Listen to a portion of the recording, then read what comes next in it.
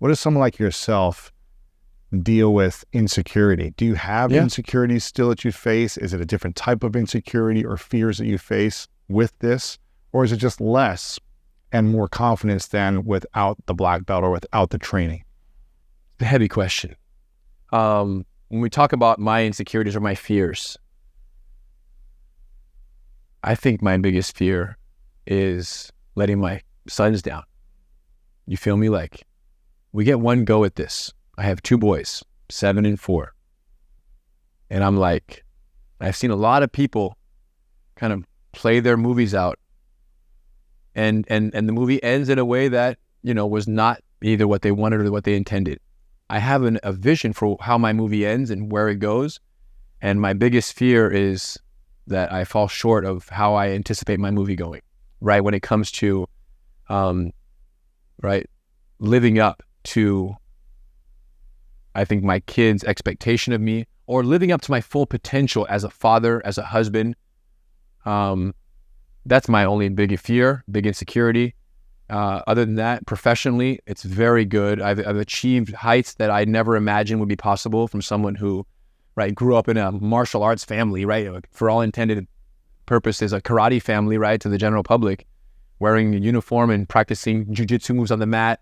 Never went to college, no degree, but now, sitting at the helm of multiple very successful businesses in and out of jiu-jitsu. So professionally, I'm very happy.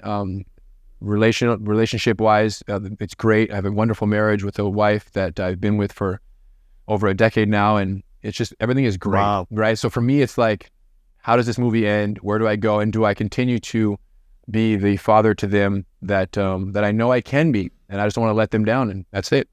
How do people, after they go through jiu-jitsu training for a while, how do their intimate relationships usually tend to go? Maybe they're in a challenging one and they get out of it, or they improve it, or are people in jiu-jitsu single and divorced? Are they more like, okay, they see the value of actually committing and being in an intimate relationship and honoring your partner? How is the community overall with healthy, conscious relationships? And what does it teach you about intimacy? Great question. There is a very common thing that occurs on the green mats in Jiu-Jitsu heaven here at our school in Torrance. It's called Gracie University. Very common thing, which is when people, men in particular, stop coming to class for a while. Like, say they stub a toe, professionally they get caught up with a work mission, 2 or 3 weeks go by. Their wives are the ones who tell them to go back to class. Wow. Yeah. So that should tell you something. Mm-hmm. Patience, right? Humility. Get submitted all the time. Yeah. Patience, right? The energy, right? Letting that energy out, that physical release of jiu-jitsu, all the principles, right, that we talk about in the book, that are reinforced every single day, the problem-solving principles, the clock principle, the win-wins, right? All of these aspects that are so prominent on the mat leak into every aspect of our lives. We become better fathers, better husbands, right? Better brothers, better bosses, better employees. Every aspect of your life, Wow. You will be a better performer in that capacity with the principles of jiu-jitsu in your arsenal, right? In your problem-solving arsenal. Because when you deal with adversity in the unique and effective ways that jiu-jitsu deals with adversity on a daily basis, you can't not allow it to spill into every other aspect of your life. Once you're efficient somewhere, you're efficient everywhere. How you are anywhere is how you are everywhere. And jiu-jitsu, it just reprograms us in the ways that I already explained, such that when you go home or you go to the office or you're existing anywhere else, you're not the same human being anymore. You're different. You're wired differently. And this is where the addiction comes from, right? It becomes a new source of your mental and psychological programming. And if you detach from it for an extended period of time, it's a perishable skill, right? It's a perishable relationship. So it's one that we want to keep close to heart at all times, and the regular practice will constantly reinforce that. What are the principles of jiu-jitsu that teach an individual how to gain more confidence and how to understand and really know the psychology of any human being they interact with? Great question. There isn't a principle that teaches confidence. there is an art that when practiced, unavoidably builds confidence in the practitioner. We have a student, Maximo, a young kid, maybe 10 years old, has been bullied for 3 years now. Incessant bullying. It's affecting the parents. It's affecting the family. They've talked to the school. They've talked to the principals. They're on the brink of pulling this kid out of school. And then we came into the summer break right now, so it's a little breather, but they're literally on the fence. And they came in to Gracie University.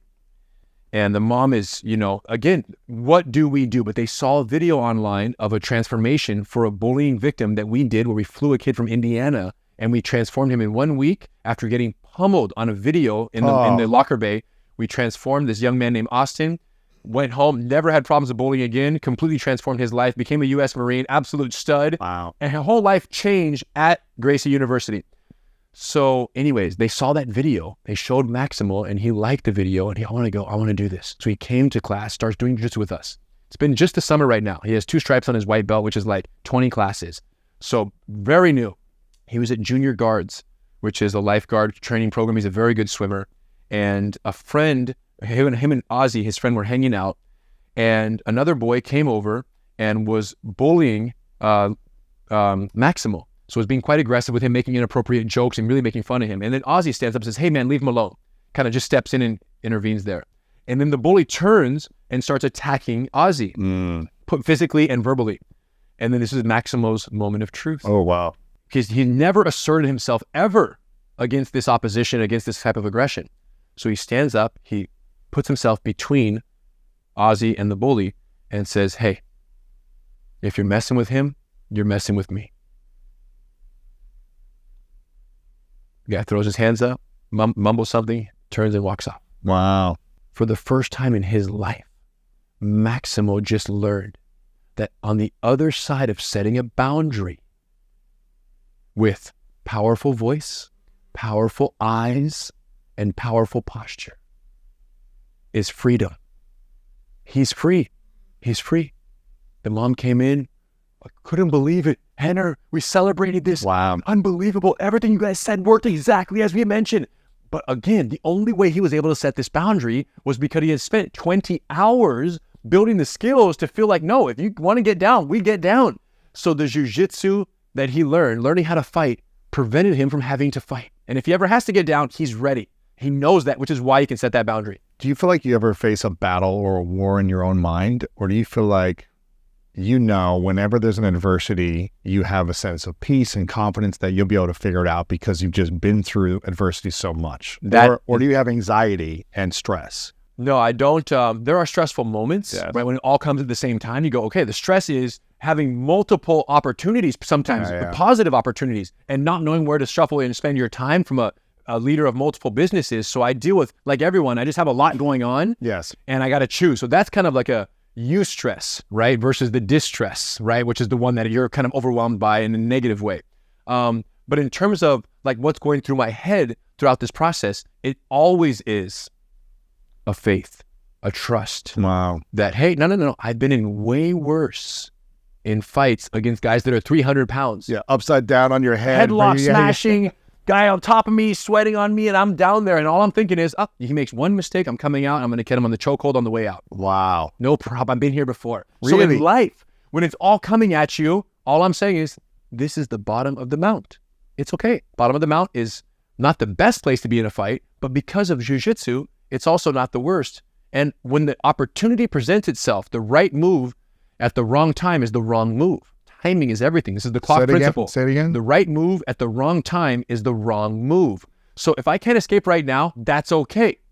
Because, right, it's going to shift. The opportunity will present itself and the circumstances will change. And when they change, my opportunity will present itself. I literally live that every single day in jiu-jitsu.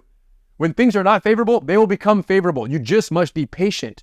And you just must wait for the opportunity if it's not an actionable opportunity available to you right now. It will be there. So in life, when it feels like it's all coming from every angle, I just sometimes will just breathe. Say, okay, right now, what am I going to focus my energy on? I might be neglecting 20 other things in my life, but I got to do this right now. So this is what I choose. And I commit to this. This is the technique I'm going to apply right now. If it pans out, great. If halfway through my application of this life technique, it doesn't pan out, I will pivot principle. principle 21. Yeah. And off we go. And that's okay. And I'll pivot then. But I'm not going to stress now about whether or not this is going to pan out fully, because I know when the circumstances change, I am also capable of change in that moment. Wow. How you face adversity in your life. Number one, the problems you thought were insurmountable are surmountable. Number two, the people you thought were undefeatable are defeatable. And number three, the body you thought wasn't capable is capable. And this is why Jiu-Jitsu is so addicting, because it makes